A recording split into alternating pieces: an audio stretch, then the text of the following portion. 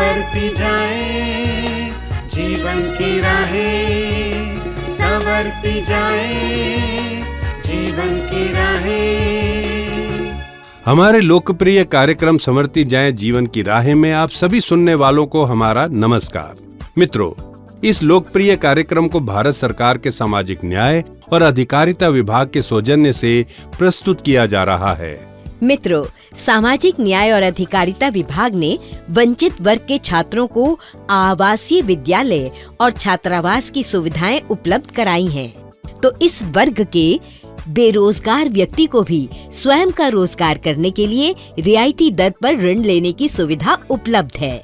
Transgenders के लिए गरिमा गृही और भिखारियों के उत्थान के लिए भी स्माइल जैसी योजनाओं के बहुत अच्छे परिणाम सामने आ रहे हैं। मादक पदार्थों के सेवन को हतोत्साहित करने और युवाओं को पुनः सामान्य जीवन जीने की प्रेरणा देने के लिए नशा मुक्त भारत अभियान को अपार जन समर्थन मिल रहा है। मित्रों, वृद्धावस्था में ही मनुष्य को परिवार का साथ, देखभाल और सेवा की सबसे अधिक जरूरत होती है। लेकिन बदलते हुए सामाजिक परिवेश और एकल परिवारों के बढ़ते चलन ने वृद्ध जनों को हाशिए पर धकेल दिया है। लेकिन भारत सरकार का सामाजिक न्याय और अधिकारिता विभाग परिवर्तित होते सामाजिक परिवेश से उपजी वरिष्ठ नागरिकों की उपेक्षा अनभिज्ञ नहीं है। मित्रों, हमारा आज का ये कार्यक्रम एक विशेष कार्यक्रम है। इस कार्यक्रम में सामाजिक न्याय और अधिकारिता विभाग द्वारा बुजुर्गों के कल्याणार्थ चलाई जा रही सभी योजनाओं की एक मुश्त जानकारी आप तक एक कहानी के माध्यम से पहुंचाने का प्रयास किया गया है। तो प्रस्तुत है आज की कहानी रिटायरमेंट। नमस्कार जयप्रकाश जी। Good morning Ramlal. आज तुम सुबह सुबह पार्क में? हाँ जयप्रकाश जी, अब तो मैं भी आपकी कैटेगरी में आ गया हूँ।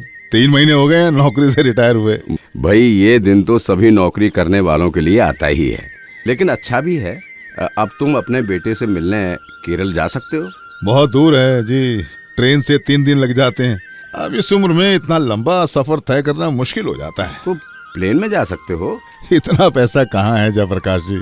भाई रामलाल, अधिकतर सरकारी और निजी हवाई कंपनियां वरिष्ठ नागरिकों को छूट देती हैं, और वो भी पूरे 25%। और बस यात्रा करने पर तुमने देखा ही होगा, एक सीट पर लिखा रहता है वरिष्ठ नागरिकों के लिए आरक्षित। हाँ, देखा है, बिल्कुल देखा है। बस किराए में भी छूट का प्रावधान है रामलाल। यानी कि वरिष्ठ होने पर यात्राएं करने पर छोटी छूट। इतना ही नहीं रामलाल, सरकार वरिष्ठ नागरिकों को स्वास्थ्य सेवाओं और इनकम टैक्स में भी छूट देती है। हाँ? वो कैसे जयप्रकाश जी? देखो रामलाल, इनकम टैक्स की धारा 60 में 3 लाख रुपए की वार्षिक आय होने पर वरिष्ठ नागरिकों से कोई टैक्स नहीं लिया जाता है। और सरकारी अस्पतालों और सरकार से सहायता प्राप्त करने वाले अस्पतालों में स्वास्थ्य सेवाओं में भी वरिष्ठ नागरिकों को प्राथमिकता मिलती है। यानी सरकार अपने वरिष्ठ नागरिकों का पूरा ध्यान रखती है। बिल्कुल। अरे बातों बातों में काफी समय बीत गया, अब चलता हूँ, कल मुलाकात होगी। जी। Good morning Ramlal. Good morning Jayprakash ji. अरे भाई, क्या बात है, आज कुछ बुझे बुझे से नजर आ रहे हो। क्या बताऊं जयप्रकाश जी, उधर देख रहे हैं? हा?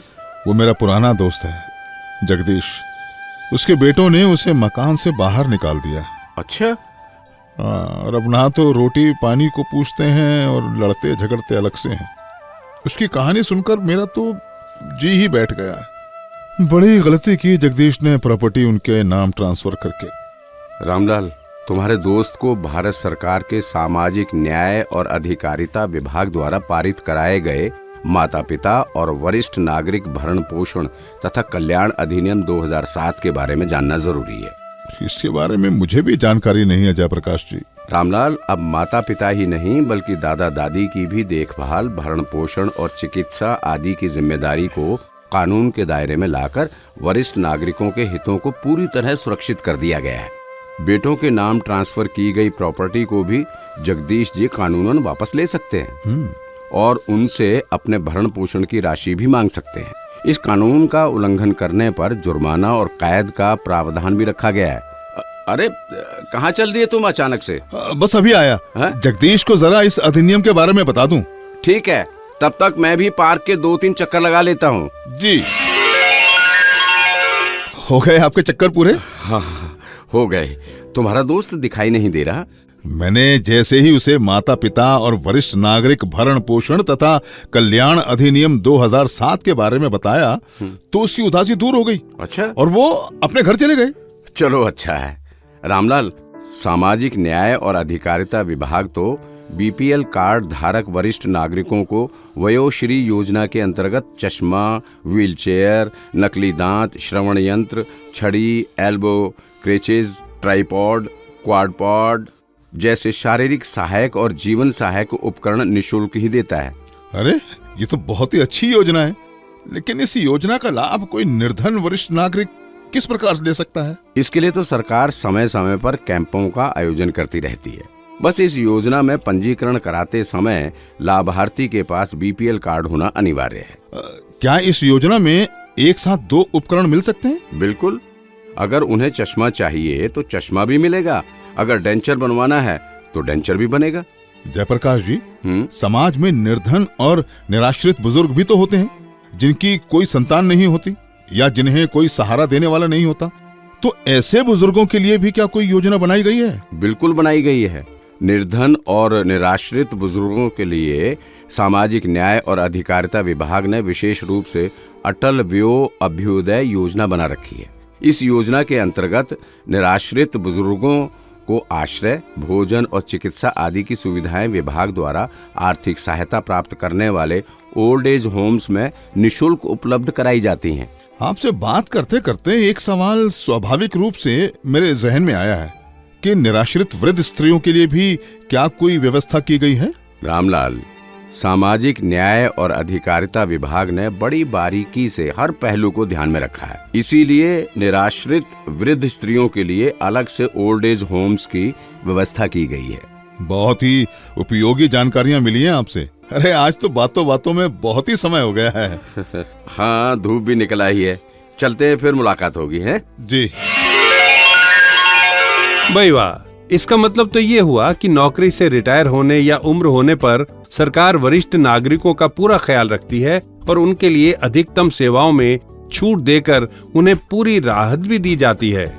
बिल्कुल। अब देखिए ना कि माता पिता और वरिष्ठ नागरिक भरण पोषण तथा कल्याण अधिनियम 2007 के लागू होने से संतानों में अपने दायित्व के प्रति जागरूकता का बोध पैदा हुआ है। और बीपीएल कार्ड धारक वरिष्ठ नागरिकों को शारीरिक सहायक और जीवन सहायक उपकरण निःशुल्क मिल सकें, इसके लिए वयोश्री योजना लागू है। निर्धन और निराश्रित वरिष्ठ नागरिकों के भरण पोषण, आवास और चिकित्सा के लिए भी अम्ब्रेला योजना के अंतर्गत संचालित हो रहे ओल्ड एज होम्स हैं। इन ओल्ड एज होम्स को वित्तीय सहायता सामाजिक न्याय और अधिकारिता विभाग से प्राप्त होती है। मित्रों, अब समय हो गया एक छोटे से मनोरंजन का, तो आइए सुनते हैं ये गाना। छुप गए सारे नजारे और क्या बात हो गई। तूने काजल लगाया दिन में रात हो गई।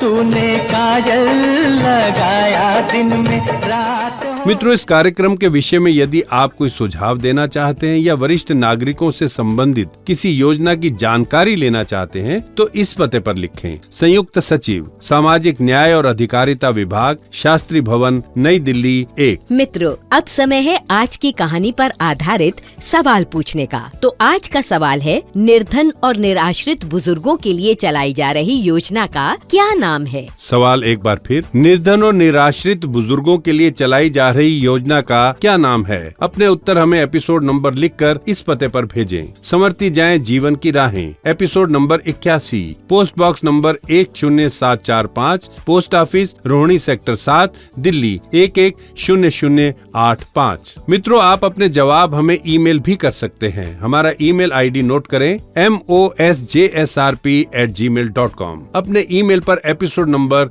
जरूर लिखें। हमारा ईमेल आईडी फिर से सुन लें, mosjsrp@gmail.com। सही जवाब भेजने वाले श्रोताओं के नामों का लकी ड्रॉ निकाला जाएगा और लकी श्रोता को मिलेगा 200 रुपए का पुरस्कार। अब हमें दीजिए इजाजत और स्वीकार कीजिए हमारा नमस्कार।